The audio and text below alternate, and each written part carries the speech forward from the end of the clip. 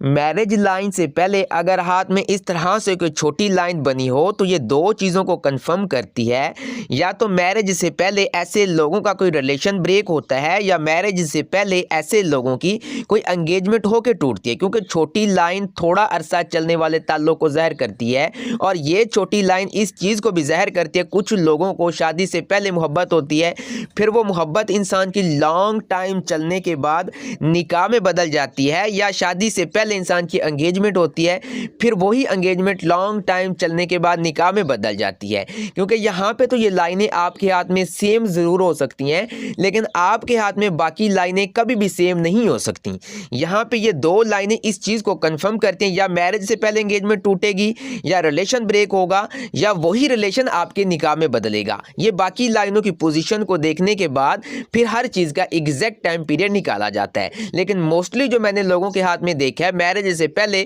ان کا relation break ہوتا ہے یا انگیجمنٹ ان کی ضرور